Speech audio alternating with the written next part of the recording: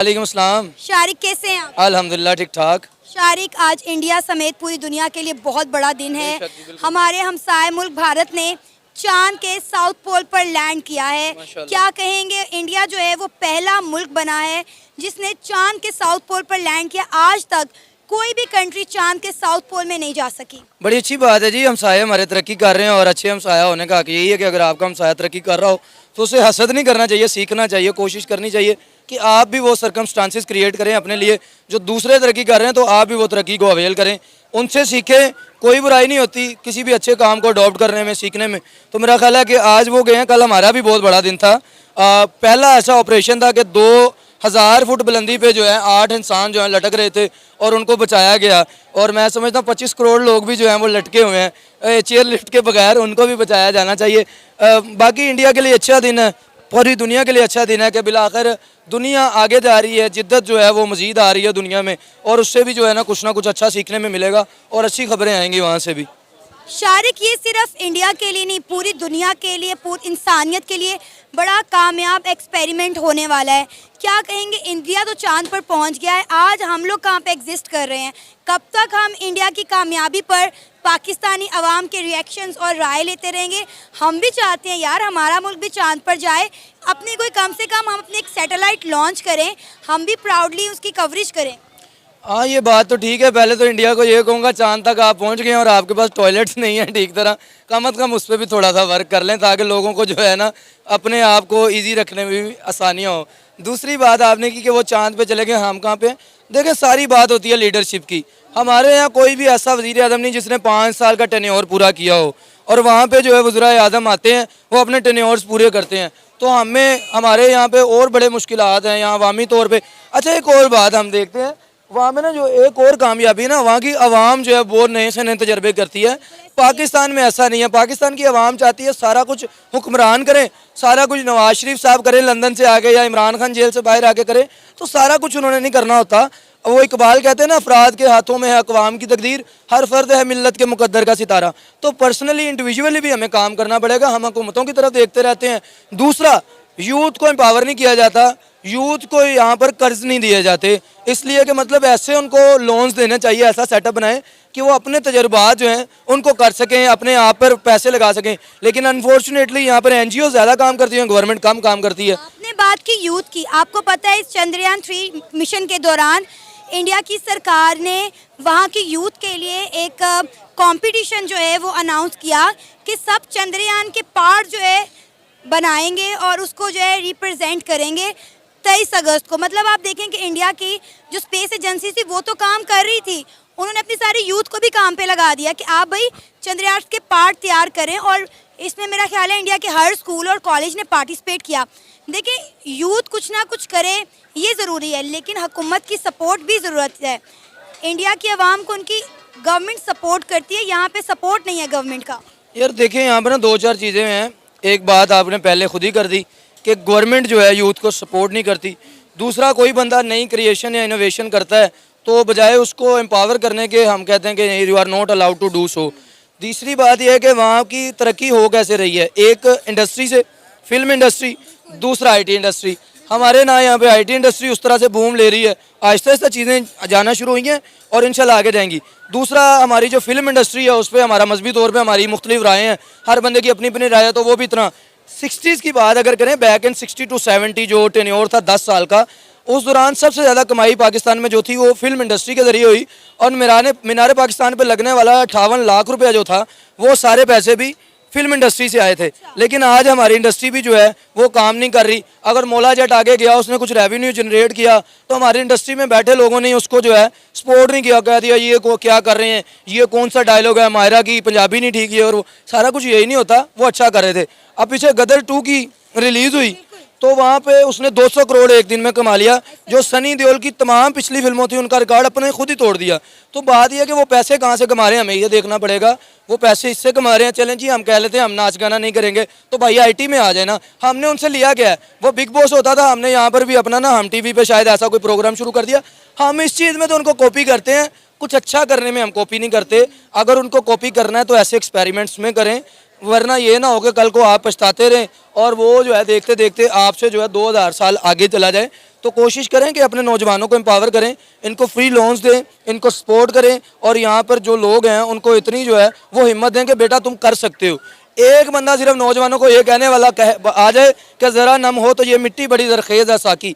नौजवानों को पता चल गया ना कि हमें सिर्फ नमी की ज़रूरत है, तो यकीन करें हालात अच्छे हो जाएंगे। लेकिन कभी वो लीडर आएगा कोई ना कोई ऐसा जो चाय बेचने वाला चाहे हो लेकिन तरक्की कर जाएगा। यहाँ सारे एचिसन से आए, ऑक्सफोर्ड से आए, लेकिन तरक्की नहीं हुई। अब हम भी चाहते हैं कोई मोदी जैसा फिर चाय बेचने वाला ही हो जाए, जिसको हम देखते हैं कि बर्बरियत है, जालिम है, सारा कुछ हम देख रहे हैं, लेकिन हम ये नहीं देख रहे कि दूसरी तरफ वो क्या कर रहा है। हमारी नज़र में यही कॉन्सेप्ट है कि वो जालिम है, मुसलमानों को शिवसेना या बीजेपी जो भी है वो काटती है, मारती है। ये चीज़ें तो पाकिस्तान में भी हो रही हैं, उधर भी हो रही हैं, जुल्म तो हर जगह हो रहा आप ये देखें कि नरेंद्र मोदी के आने के बाद इंडिया ने तरक्की कितनी की है।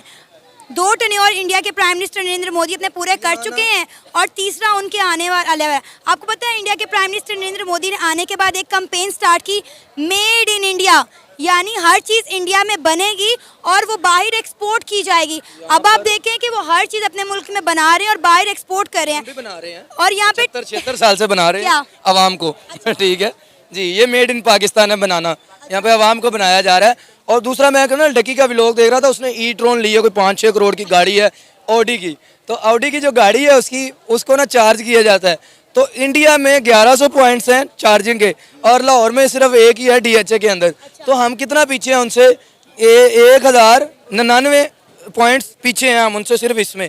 तो हमें कम्पीट करना है, करेंगे हम इंशाल्लाह। लेकिन यहाँ पे वही बात है, बार बार आपने जैसे कहा कि बनाया मेड इन पाकिस्तान क्या है, यहाँ पर हम क्या, वो फिल्मों में बड़ा जोश से कहते हैं वो हमसाया मुल्क जो एक सुई नहीं बना सकता और बातें करता है।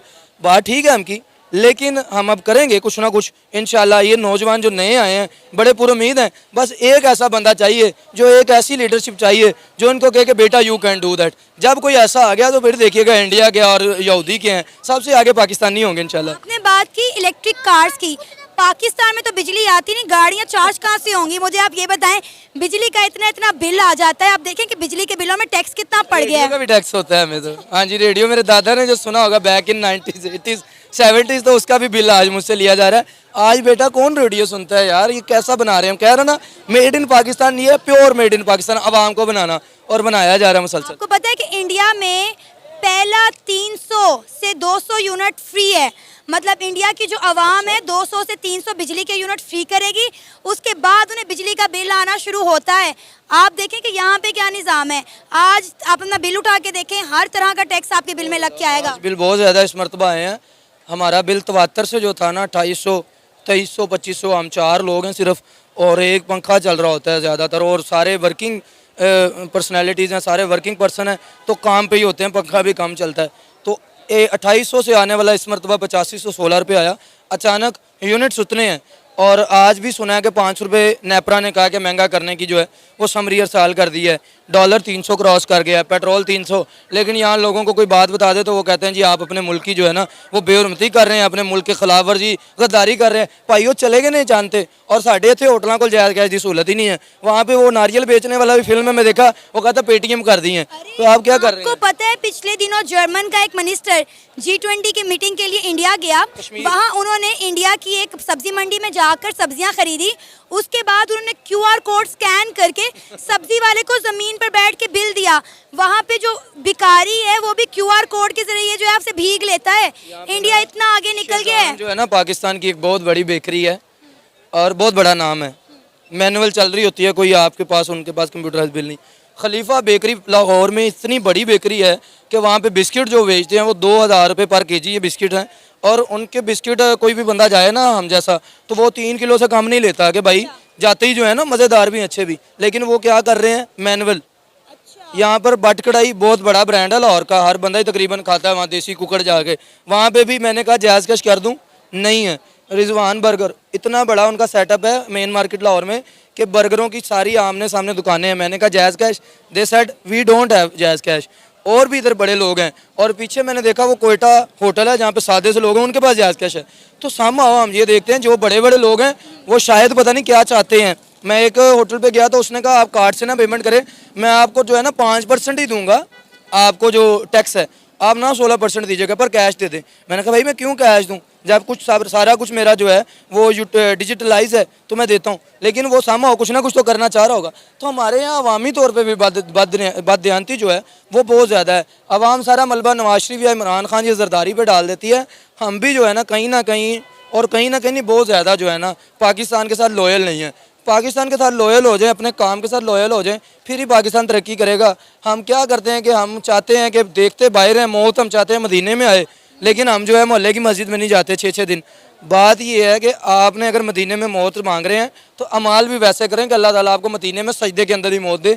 अमाल करें, अमाल नहीं करते, हम दुआएं करते हैं, और दुआओं से अगर कुछ होना होता तो आज कश्मीर पाकिस्तान बन गया होता, फ़लस्तीन जो है वो हमारा हिस्सा होता, मुसलमानों की हुक्मरानी होती, अल-कुद्स आज़ाद हो गया होता।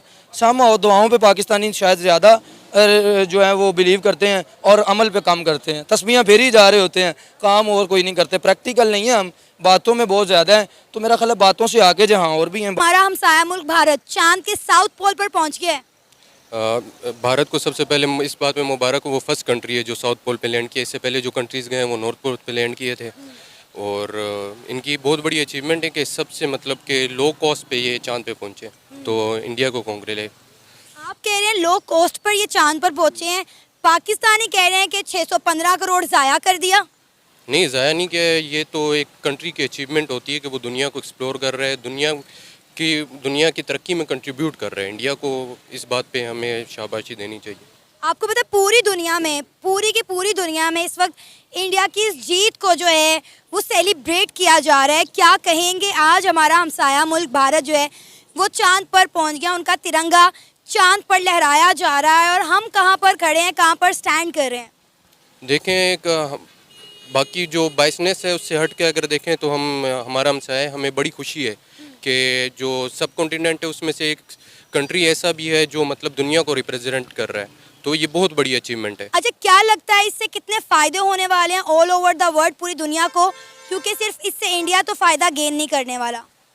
देखें, हम यूनिवर्स जितना वास्ट है, हमें ये एक स्टेप है कि यूनिवर्स को एक्सप्लोर करने का। इंडिया ने पहला स्टेप लिया है, इससे पहले यूएसएसआर की अचीवमेंट्स हैं, इससे पहले यूएस की अचीवमेंट है। तो ये आगे रिसर्च पर्पसेस के लिए बहुत अहम स्टेप है जो इंडिया ने लिया। क्या कहेंगे इंडिया के आईटी और साइंस के निज़ाम के बारे में, और उसका अगर कंपैरिजन अपने मुल्क के साथ कर लें तो आज आप पाकिस्तान को कहाँ देख रहे हैं और इंडिया को कहाँ पर देख रहे हैं? खैर, इंडिया को तो हम चांद पर ही देख रहे हैं। कंपैरिजन तो पाकिस्तान और इंडिया का नहीं करना चाहिए, क्योंकि वो एक बहुत बड़ी पॉपुलेशन और उन्होंने वो स्टेप बहुत पहले ले लिए थे जो अभी तक हम नहीं ले पाए। तो हमें वो स्टेप लेने चाहिए। अगर कंपैरिजन करना है, उनसे कॉम्पीट करना है, हमने उनसे जब भी कॉम्पीट किया एज अ डेटरेंस, हमने डेटरेंस के तौर पे कि इंडिया जो भी आम रेस है हमने उसमें कॉम्पीट किए, ना हमने आईटी में कॉम्पीट किए, ना उनकी जो फार्मास्यूटिकल जो कंपनीज है उनसे कॉम्पीट किए। दुनिया में जो मकाम आईटी में इंडिया ने हासिल किया है वो हम शायद कभी ना कर सकें। अच्छा, इसके पीछे क्या रीज़न है? हम तो कहते हैं कि हमारा स्पार्को जो है, हमारी जो स्पेस एजेंसी है, वो इसरो से पहले बनी थी, फिर आज हम इसरो को किसी एक चीज़ में भी बीट क्यों नहीं कर पाए? अगर हम पाकिस्तान की बात करें तो आज तक हमने अपनी एक सैटेलाइट भी खुद से लॉन्च नहीं की है, जबकि इंडिया जो है अपनी, ना सिर्फ अपनी बल्कि दूसरे मुल्कों की भी सैटेलाइट लॉन्च करता है। देखें, जो पाकिस्तान की स्पार्को है उसे जो जब बनाया गया था तो वो स्टार्टिंग में काम कर रही थी, उसने चाइना के साथ मिल के सैटेलाइट भी लॉन्च की, लेकिन बाद में मिस मैनेजमेंट और लीडरशिप की जो कमी है, जो ऊपर आपको पता है कि कौन आगे बैठ जाते हैं, उनकी वजह से भी बड़ी मिस मैनेजमेंट हुई है। उसके बाद जो सबसे रिसर्च का जो बजट होता है ना, वो कभी भी नहीं दिया जाता है। ऐसी पाकिस्तान में इन कामों को फजूल समझा जाता है कि दुनिया में बजट दिया जाता है या नहीं दिया जाता, ये तो हमें इसका बहुत अच्छे से अंदाज़ा है। आप पंजाब यूनिवर्सिटी के स्पेस साइंस डिपार्टमेंट में चले जाएं, ऐसा लगता है कि आप किसी बहुत पुराने खंडर में आ गए। इतने खौफनाक मनाजिर हैं अब हमारे यहाँ पे स्पेस साइंस डिपार्टमेंट के। कभी आप गए, आपने विजिट किया? नहीं, पंजाब यूनिवर्सिटी का विजिट नहीं किया मैंने। तो आप जाएं, एक बार जाएं और जाके देखें कि यहाँ पर हमारी पंजाब यूनिवर्सिटी में स्पेस साइंस डिपार्टमेंट का हाल क्या है। उसके बाद फिर हम बात करेंगे इसरो के बारे में, स्पार्को के बारे में, चंद्रयान के बारे में।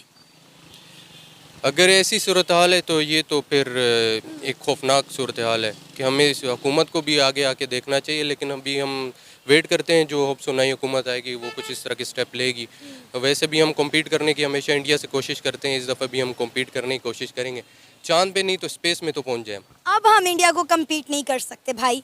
इंडिया आज जिस मुकाम पर खड़ा है ना, पहले शायद एक उम्मीद बाकी थी, लेकिन आज वो जो उम्मीद है वो भी ख़त्म हो गया। अब मुझे लगता है कि शायद पहले लगता था कि इंडिया को कम्पीट करने में हमें शायद 50 या 100 साल लग जाए, लेकिन अब मुझे लगता है क्योंकि इंडिया ने अमेरिका, रशिया, जापान तमाम ममालिक को पीछे छोड़ दिया है, और अगर हमें इंडिया को बीट करना है तो पहले हमें इन ममालिक को पीछे छोड़ना पड़ेगा। लेकिन अनफॉर्चुनेटली हम तो चलते ही इन मुल्कों के पैसों पर हैं। बगैर चाइना के भी नहीं हम चल सकते, और अमेरिका के बगैर तो हम बिल्कुल भी नहीं चल सकते। नहीं, आपको ज़्यादा हाइप क्रिएट कर रही है। जापान से ना इंडिया आगे गया, ना यूएस से, ना यूएसएसआर, ना रशिया से। जो रीज़न आपने बता रही थी कि हम कॉम्पीट नहीं कर सकते, कॉम्पीट कर सकते हैं। हमें अपनी बेसिक्स को चेंज करना पड़ेगा, जो हमारे फंडामेंटल मसाइल हैं उन्हें चेंज करना पड़ेगा, उसके बाद हम कम्पीट कर सकते हैं। ऐसी भी बात नहीं है कि हर इंसान के अंदर और हर कौम के अंदर ये कैपेबिलिटीज़ होती हैं कि वो दूसरी कौम के साथ कम्पीट कर सके। अल्लाह करे, अल्लाह करे, अल्लाह आपकी ज़ुबान मुबारक करे, अल्लाह करे हमें ये दिन देखना नसीब हो। डेफिनेटली उस दिन मैं आपके पास आऊँगी और दोबारा से आपका इंटरव्यू ज़रूर करूँगी, और आपके तासुरात और जज्बात जो हैं वो मैं ज़रूर जानूँगी। अच्छा, मुझे बताएं कि आप चंद्रयान को कब से फॉलो कर रहे थे, और आज का आपने सारा मून पर लैंडिंग का उनका सुनेरियो देखा कि किस तरह से लैंड किया उसने? जब से चंद्रयान लॉन्च हुआ था उस दिन से फॉलो कर रहा हूँ, और जब वो चांद के ऑर्बिट में पहुंचा था वो भी एक बड़ी न्यूज़ थी। वो सक्सेसफुली पहुंचे थे चांद के ऑर्बिट में। उसके बाद जब आज मून पे लैंड किया है तो ये सबसे बड़ी अचीवमेंट है उनकी। सही। तो आपने पूरा टाइम चंद्रयान को फॉलो किया? फॉलो भी किया, और इंडिया ने इस चीज़ को इतना प्रमोट किया था कि वो दुनिया तक ये बात वक्फे वक्फे से पहुंचती रही कि वो उनका मिशन किस तरह जा रहा है। यही चीज़ इंडिया अपनी चीज़ों को, अपने लोगों को, अपने प्रोजेक्ट्स को प्रमोट करता है, लेकिन हम तो ना अपने स्टूडेंट्स को प्रमोट करते हैं और ना ही उन्हें सपोर्ट करते हैं। हम सिर्फ एक ही चीज़ सपोर्ट करते हैं और प्रमोट करते हैं, वो है सियासत। मुझे लगता है कि आने वाले टाइम में हमारे